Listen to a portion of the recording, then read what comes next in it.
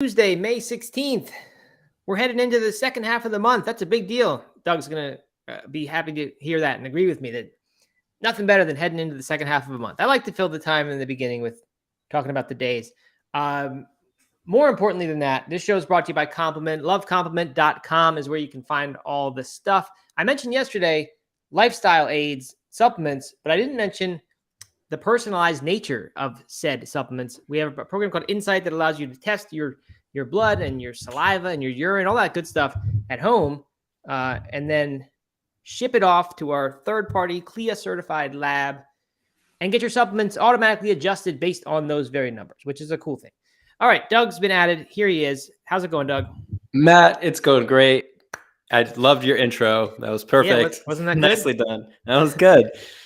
Well, I went to get blood drawn this morning, so it's all on my mind. I was like, wow, I keep talking about these supplements that we sell. I never talk about the fact that we offer you the ability to personalize those supplements. This wasn't that. I wasn't using that service. I was getting many more tests than we yet offer that most people won't be interested in. I mean, it was me going down this little rabbit hole recently of longevity, and I wanted to see a bunch of numbers that I've been reading about. So that happened.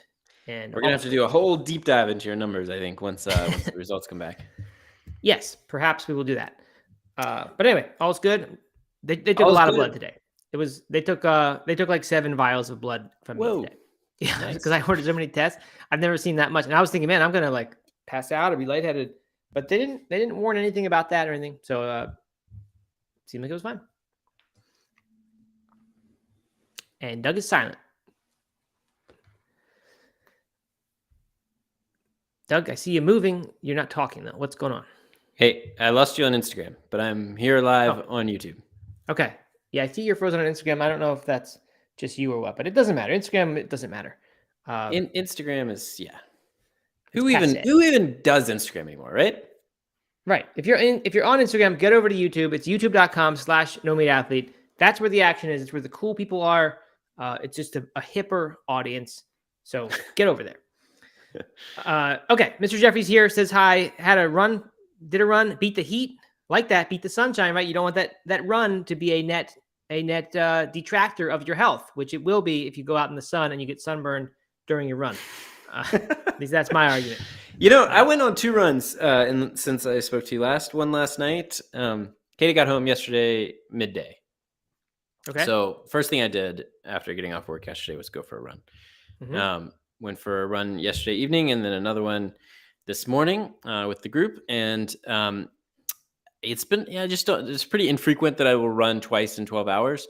And I was very surprised at how not fresh my legs felt this morning compared to how they normally feel. Oh yeah? Both just kind of easy runs, or were they different? Yesterday was definitely an easy run. These morning runs are moderate pace, I would say. Right. Definitely right.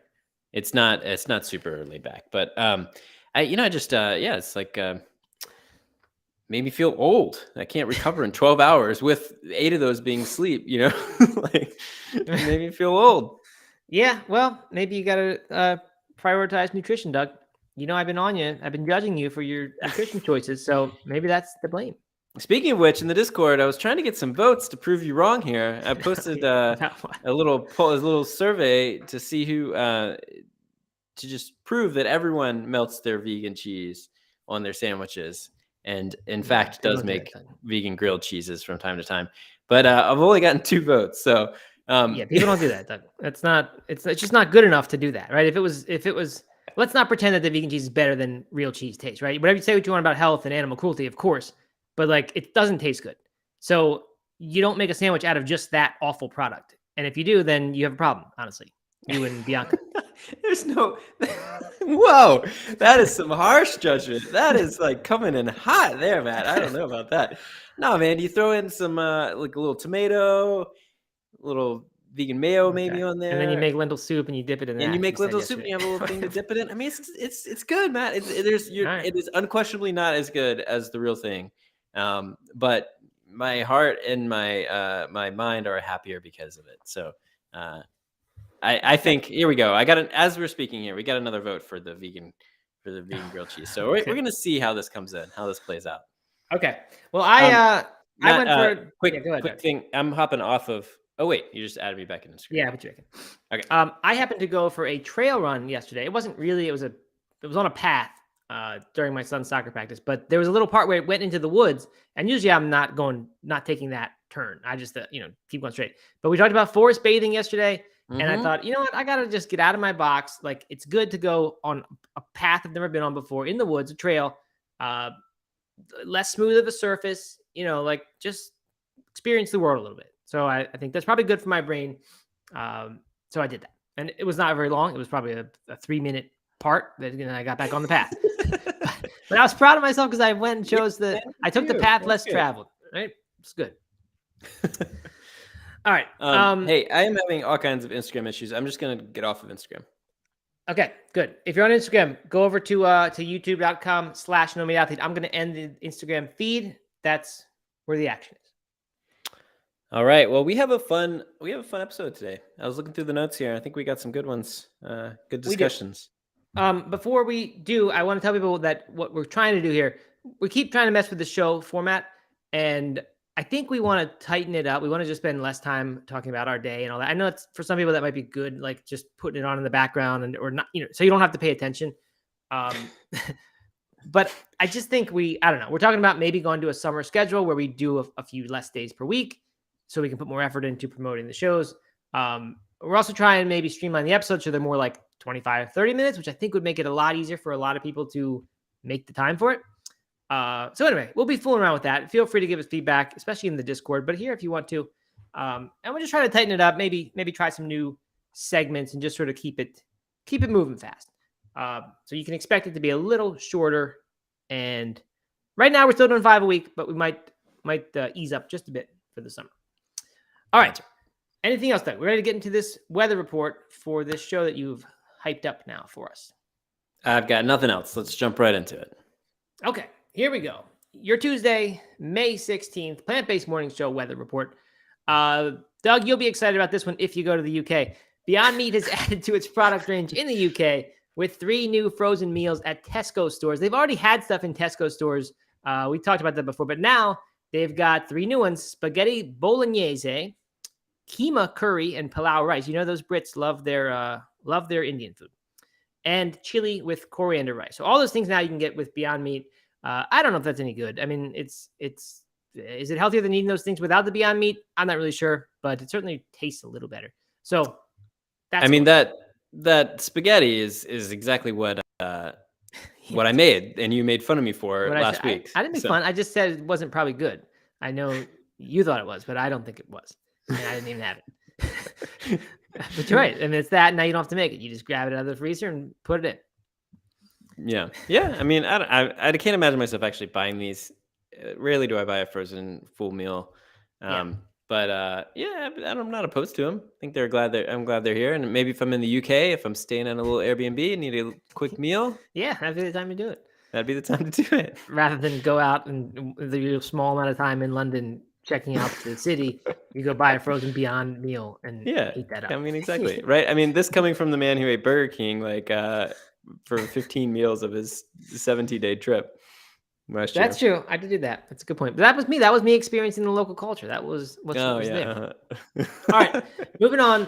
Kevin Hart. This is a throwback to the early days of the Plant-Based Morning Show. Kevin Hart had introduced his Hart House restaurant, which I at that point I was kind of over Kevin Hart. He'd put out an NFT before that sort of rug pulled, I think, or maybe it didn't rug pull, it just failed. And so I was just thinking, do we need Kevin Hart's name on everything and call this the Hart House? I don't know. But I'm all for people starting plant-based stuff. So good. Anyway, on May 23rd, which is only a week away, the first I'm a little bit confused. The third overall is located on the famed Sunset Boulevard, and it's going to have a drive-through. So I think that's the first part. I took this from Vegconomist News, and I didn't read it as thoroughly as I should have. But anyway, they've got this new Hart House happening. It's going to have the drive-through. It's in a former McDonald's building, and it's called Hart House Hollywood. Yeah, it's called Hart House Hollywood. 2,100 square feet, 24 interior seats, 16 outdoor seats, and the menu with a Burger King chef, a former Burger King chef. We knew that before. And they're going to have burgers, crispy chicken nuggets, tots, and milkshakes. So they showed a picture of this on Vegconomist. I didn't really realize the Hart House was this kind of fast food, burgers, chicken nuggets. I thought it was like a diner sort of thing. Is that the impression you had, Doug? Maybe the name Hart No, House. this is exactly what I looked at. Okay. If like this picture here that I have pulled up, Yeah. with the tater tots, fries, and burgers that look, it looks like some sort of ball on top of there, Mm-hmm. and that burger looks not like looks deep fried or something. Looks a little different. Yeah, I don't know if they're going for health with this place or not, but I don't know. I guess the fact that it has house in it, I just kind of was picturing like Waffle House or Huddle House, like these southeastern. I don't know. I don't know if they're from the southeast. But Omelet House. When I see house, IHOP, House of Pancake, I just picture you go in, you sit down, look at a big laminated menu, 2 sides, flip it over. But no, this is like a fast food place. So I don't know. This is okay. It's kind of cool. They had a special VIP party on May 9th. We didn't get invites somehow, Doug, despite our extensive coverage of this. Weird. Kevin himself walked to the green carpet. So green instead of red because it's healthy, I guess. Or at least it's planned eco-friendly. Games and festivities like mini golf, a live DJ, and a French fry fortune teller. So that would have been kind of fun, I think, to do that, whatever that Yeah, means. I would have totally gone to that. And call this out if you can look at the screen, Matt. That melted cheeseburger looks way better than a non-melted cheese. That's for sure.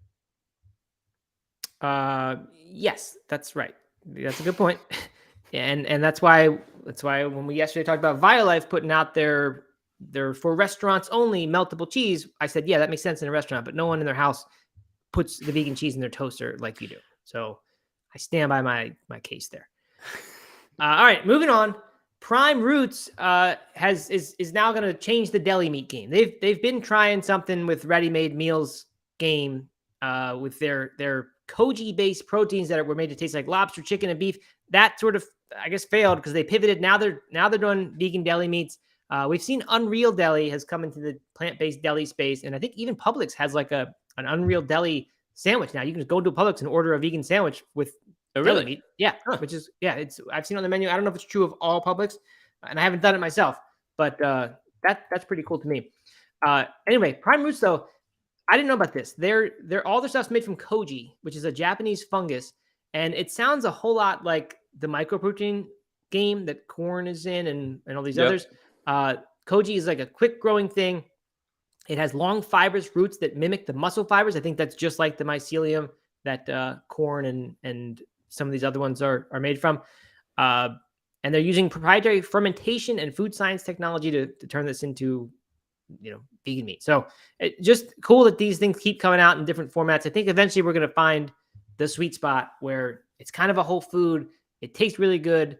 It doesn't make you puke all night after you eat it like Bianca did when she tried the microprotein. I don't know. I think we'll get somewhere with this. And hopefully the less food technology involved, the better, because I'm still worried about that. What do you think about, so throwing a picture back up again, what do you think about the cold cuts coming in like a giant, I don't know. I mean, kind of like their actual meat or something like that. Like, is that just for show, or do you think that that's a good way to do it? And then you actually can put it in the deli slicer and slice it to your appropriate thickness. Well, I mean, you have to wonder if they have a dedicated slicer, and I would think they do, but if you're Publix, like that's an expensive undertaking, right? Because probably 1 out of 20 people wants the vegan sandwich, maybe less. To have its own slicer and that footprint that thing has on the countertop, I don't know. That's sort of a big thing. So I don't know if they are putting it in its own place. But I do think, like Doug, I think that's just seitan, right? When you make a big seitan lump, it comes like that. And so they could pre-slice all of it, I guess, if they wanted, like at the factory. But then you have to imagine it would dry out rather quickly and probably go bad too. So I think it's good. I don't mind that it looks like a big piece of turkey breast or whatever. Yeah, I mean, I kind of think it's better that way. Yeah, right? I mean, not even for adds to it. I didn't even think about the drying out, but that makes a lot of sense. But I kind of think it's better like this. Yeah, I do. Me too. You're sharp with the pictures today, Doug. You're pulling them up for all the articles. I like this. Hey man, this is the Plant-Based Morning Show 2.0 here. Yeah, I'm ready. All right, good. All right, last bit of the weather report today. This from Veg News, and I like this one. The espresso machine company Breville, who makes my juicer, my juice fountain, which I think I've used once in the past 6 months. They've made a new a machine called the Barista Touch Impress that has vegan milk in mind, meaning that what you can do is press a button and you can say whether you're using soy, almond, or oat milk as opposed to regular milk. I think you can pick which of those you're using, and it'll change the temperature and some other different things about the way that it heats that milk to make sure that, so it says the right pressure and air along with the correct temperature in order to avoid denaturing proteins in the milk, helping to hold the perfect foam structure, which that to me seems of secondary importance to not burning the milk, because we have and we've tried, Aaron more than me does the at-home, whatever, blanking on the name, Nespresso pod thing, and then steams the milk or boils the milk or whatever. But that almond milk, like you can scorch it so easily and it just ruins the whole drink. So I think that they're treating these different milks specially makes a whole lot of sense. And this is pretty exciting to me. I love this. I think it is. I think it's fantastic. I think that is a company that is adjusting to the demands of the users, and aside from the whole, being able to promote the plant-based milk side of things, I think it's going to make better drinks. I think it's great. I love it. Yeah. Well, you're also going to love the price tag. It's only $1,500. And what they tell us is, what Veg News tells us, if you get a grande latte with vegan milk every single day at Starbucks and you're paying that surcharge of 70 to 80 cents, I don't know why it's not a fixed surcharge across all Starbucks, but who knows? It will run you between $1,588 and $1,624 at Starbucks per year. So this machine, if you don't count the cost of the materials itself, coffee. Right, which is probably expensive, right? I assume this uses actual espresso, and not pods. You probably can use either one. Yeah, it looks like it has a grinder in there. Oh, okay, nice. Yeah, I mean that's not gonna be cheap, right? Paying for the actual coffee itself.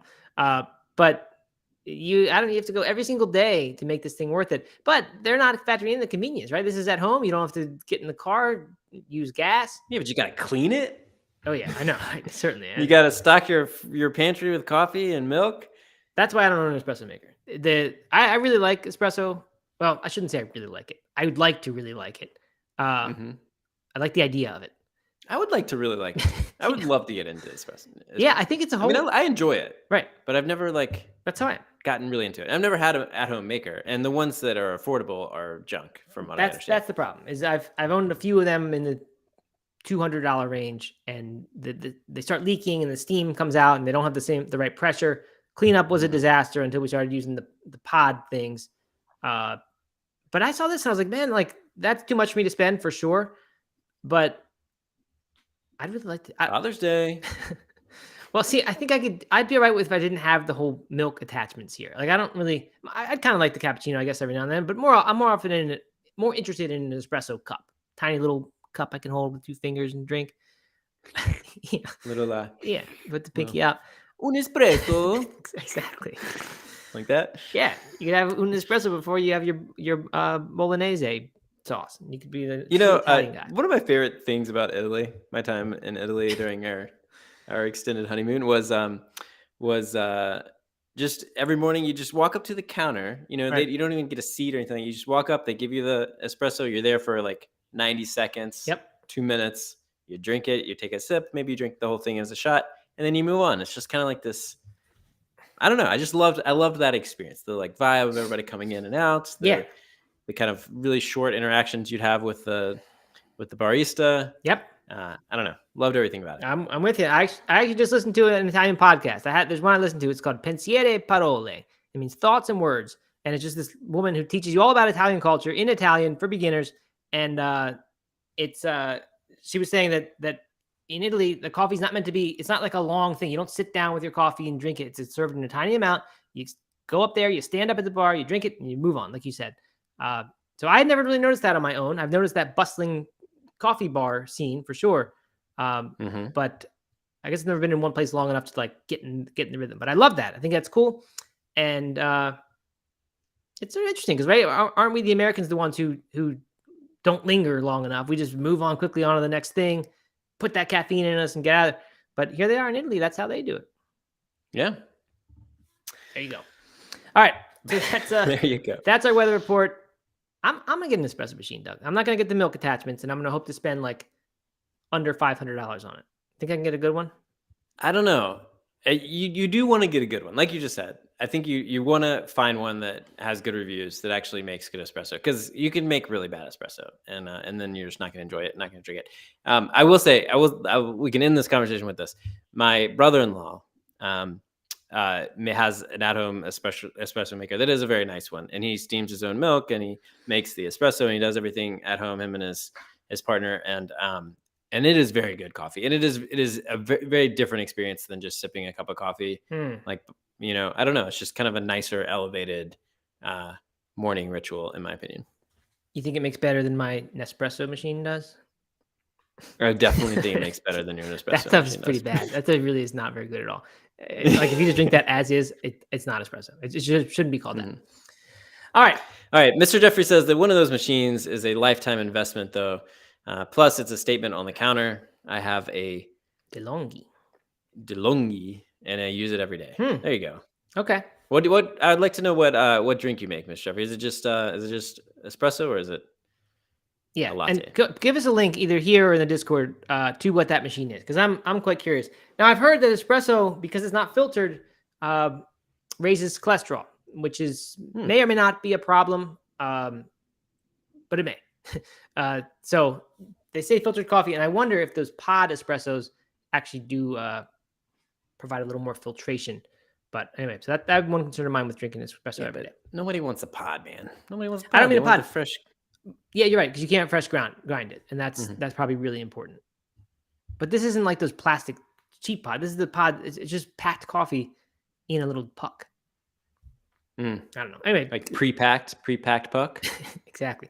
Leslie also likes her DeLonghi. Please put links to these DeLonghis. I want to know what they are.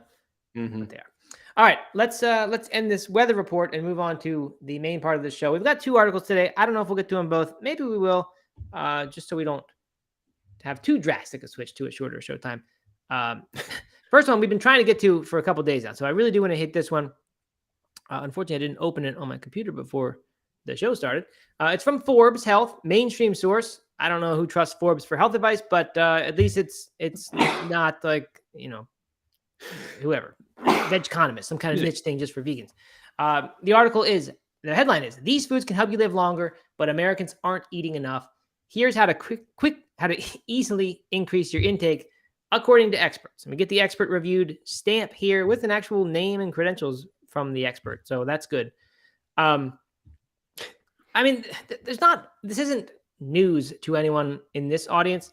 What I like about it is that they're giving this news to everyone else in this time when, like, there's just so much fighting about diets. And recently there's been this slew of what I guess plant-based people would consider bad news, saying that like the UN put out this big report looking at 500 studies the other day, last week, saying basically that dairy is a good, healthy choice throughout all life phases, all throughout life. Right? And I'm not saying that that's wrong at all. I'm just saying it seems like when that comes out, the different media outlets pick it up and start saying, "Hey, vegans, you're wrong. Vegan diet missing these important things." This article does a great job of like staying away from that. And the point they really make is that people just don't eat enough plants, basically. So they cite the recommendations, the USDA guidelines. You should be getting 1.5 to 2 cup equivalents of fruits per day, and 2 to 3 cup equivalents of vegetables daily. I don't know what a cup equivalent is. Why don't they just say cups? I guess because some things aren't measured in cups. So that sounds like a pretty reasonable amount to get, but it also seems like an amount you can imagine people not getting, because I don't always get that every single day. I think most days I do. But like if I just eat 1 banana in a day, that's not going to get me 2 cups of fruit, I don't think. And also banana is not the most antioxidant rich of fruits for sure. The vegetables are probably a little easier. It just seems like that would show up in most lunches and dinners. But anyway, they said in 2019, only 12.3% of surveyed U.S. adults met these recommendations for fruit, and 10% met their intake recommendations for vegetables. So that's interesting. How low it is? Well, how low it is, but also that more people are meeting it for fruit than vegetables. Yeah, you're right. It's surveyed, so who knows if they're counting things like juice and all these things that shouldn't count. But yeah, I think in general, people find fruit more palatable than vegetables, right? Like kids, especially. Yeah. Oh, definitely. But you think of, like you said, vegetables just show up in more stuff, right? Like you mix in some vegetables into your lentil soup. Yeah, they do. They do for us. And this is, I mean, we're different, and people listening to the show are different, I think, than the vast majority of people in this country who eat that standard American diet. And I think it's pretty easy to make. I mean, well, I guess I was going to say pasta with meat sauce, but I guess that meat does have the tomato in it, and that meat sauce has the tomato, so there's vegetables in there. I don't know. I actually don't know if people go lots of meals without putting any vegetables in, but certainly they do. Couple more little stats here of children ages 1 to 5 in a recent CDC survey. 1 in 3 did not eat a daily fruit in the preceding week, and half did not eat a daily vegetable. But more than half, 57%, drank at least one sugar-sweetened beverage. Yeah, so that means about half of kids are not eating a vegetable every day, and that's interesting. That's troubling. I wouldn't say that's interesting. I'd say that's troubling. Yeah, it is, and it relates to this next article, which we should get to today. Now that it ties in about potentially banning chocolate milk in schools. Anyway, this Forbes article goes on to point out all kinds of benefits of eating more fruits and vegetables. Improves heart health, and they cite a big study that showed that. Specifically, lowering cholesterol is one of them. All kinds of other markers, damage and strain. Helps with cancer prevention. The National Cancer Institute notes that individuals who eat a diet rich in plant foods have a lower risk of getting cancers of the mouth, pharynx, larynx, esophagus, stomach, and lungs. Doug, I think they made up a pharynx. I've never heard of that thing in my life. I mean, the expert reviewed it. You're right. So the pharynx must be a real thing. All right. And the NCI also notes that evidence suggests that eating a diet rich in plant foods lowers the risk of cancers of the colon, pancreas, and prostate. So that's great. Then we got supports brain health. Pharynx is the membrane-lined cavity behind your nose and mouth. Oh, okay. Good to know. Supports brain health, right? Alzheimer's, that's a dementia. These are leading killers. I think it's easy to forget that these are considered, leading killers, right? They're not. These are just things that lower your quality of life. They're one of the big killers of people. Plants are shown to help those as well, or prevent those as well. They cite a big study here. Now, I do think this is sort of problematic. They're citing single big studies that do these things, and this is recently my problem with a lot of media. Like, one study is almost meaningless, right? A big, very well done study can be meaningful, but without those results being replicated over and over or shown in different types of studies, like epidemiological studies compared to a clinical trial, you want to have it in all different ways. You want to have a big sort of depth of these results. So one study showing this stuff you can make any point you want if all you need to do is pick out one study and show it. So let's acknowledge that. But they go on to say, prevents and treats type 2 diabetes and obesity. Not much surprising there that more fruits and vegetables would do that, since those foods are going to generally help there. There's the fruit and blood sugar concern, but they point out that because of fiber content, we don't need to worry about that when it comes to eating whole fruits. Then they go on to say that the cost of eating plant-based is actually less than eating a crappy diet, Doug. Or I shouldn't say plant-based, plant-strong, where it's a lot of plants. They say flexitarian, pescatarian, vegetarian, and vegan diets are an average of 22 to 34% lower in cost in upper middle income to high income countries. Do you believe that? I believe that you can make it that. Right. I would say that is not, like, your average vegan is probably not 30%, 34% lower cost than your average omnivore, right? Yeah, probably not, because we go and buy all this other, a lot of the vegan junk food, I guess, is the expensive part of it. These Beyond Meat bowls is a good example, probably, of something that's spending way more than you need to. Yeah, I mean, but that thing is $8. Right. But yeah, it does make sense that if you do it right, if you eat a lot of beans and grains and nuts and seeds, like, it doesn't have to be that expensive. The fresh produce is going to always be expensive, but I guess we're saying, even if you want to have a healthy diet and it's even an omnivorous one, like, you still have to buy fruits and vegetables. So yeah, go ahead. What do you got, Doug? Well, I was just going to say, and if you're wondering about how to do it right, I wrote an awesome article over at plantbasednews.org about beating inflation. You should check that out. Yes. Teach you all kinds of tips on how to save money. Plantbasednews.org, right? Should be near the homepage. Plantbasednews.org. You probably can also Google it. Your posts there have been coming up in my research each day. So, because they're so good? Yeah, I guess so. All right. So anyway, they go on to give us tips. Let's just go really quickly through this so we can get to our other article. We won't spend time on them. These are tips for getting more plants into your diet. And again, that's what I love here. They're not saying you have to go vegan or go vegetarian. They're just making the point that no one eats enough fruits and vegetables. And if we eat more of them, regardless of what your diet is, right? Even if you're a carnivore diet, you're going to be better off if you eat more of this. Now, I know that goes against the ethos of the carnivore diet. But they're just saying, add these things into any diet. They don't even pick a side. It just add these into your diet and you'll be healthier. So how do you do more of it? They say plants should cover your plate. I guess the idea here would be like if you're making a pasta dish, put way more vegetables in there and less pasta. Try a fully meatless Monday habit change trick to have just part of your week be this little push. Serve up some soy. I like this quote. Every single human study looking at the connection between breast cancer and soy consumption shows a consistent 25 to 60% reduction in breast cancer recurrence, and death for high versus low soy consumers. That's massive, right? When everyone thinks soy causes cancer. Yeah. How did that start? Do you know? Leo's post over at Zen Habits, I think it's zenhabits.net/soy, blames the Weston A. Price Foundation for all this misinformation. It all can be traced back to them. They have some sort of vendetta against soy. I don't know what it's about, but he looked into it and pointed the finger at them. All right, embrace frozen options. And the next one is consider canned.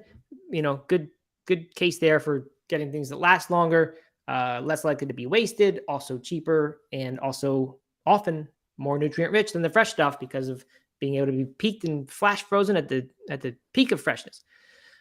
Search for in season, Doug. I know you love that tip. Being a locavore, wannabe locavore. Is that what you are? What do you call yourself when it comes to locavore? Wannabe for sure. Okay. Yeah, I would say that. I think that's accurate. Okay. Search for in season. You get cheaper, better produce that way. Add in some healthy additions. That's a little redundant. You could just say include some healthy additions or add in some healthy foods.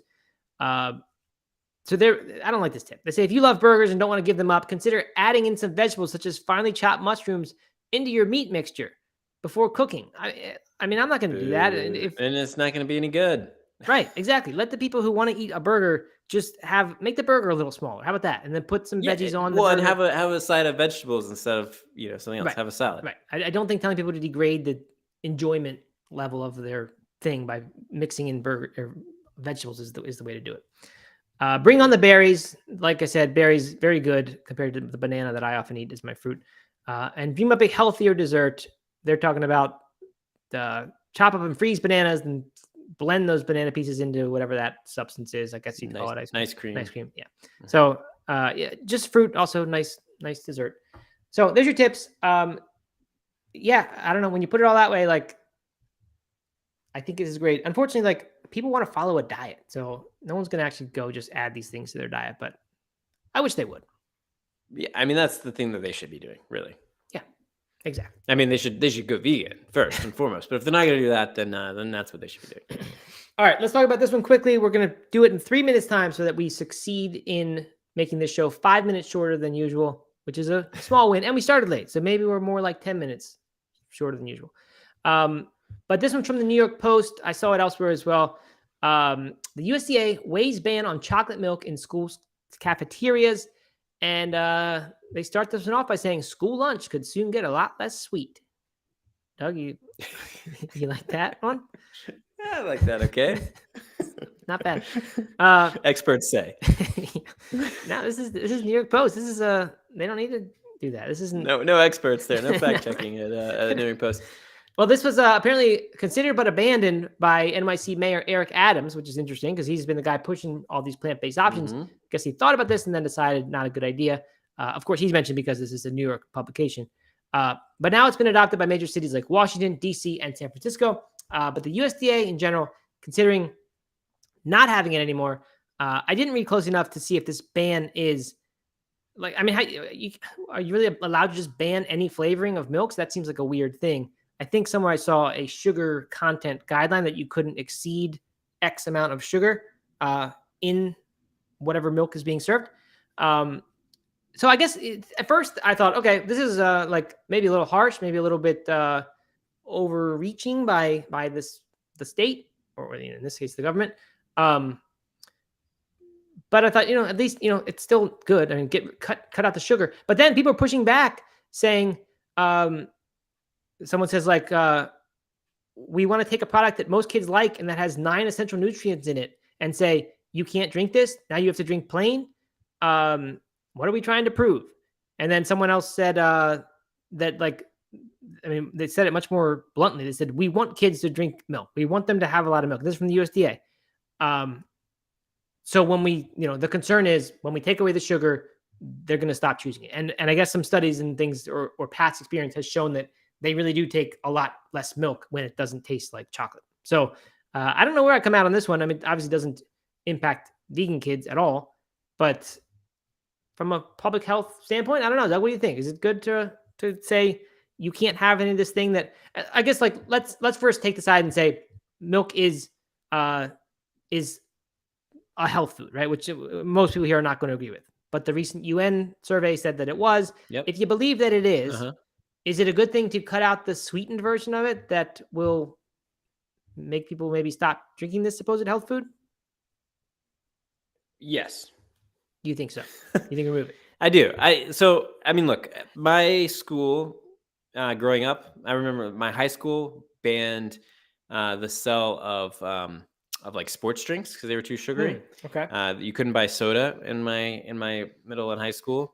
I think that there might have even been some restrictions on juices. Of course, you could bring anything you wanted to, right? I mean, you could bring any of that stuff and drink it, but they didn't have vending machines that sold those things because they weren't healthy. They weren't good for you. And kids were like choosing all this stuff over healthier options, which, at the time was milk and chocolate milk and water, I guess, and maybe some juice too.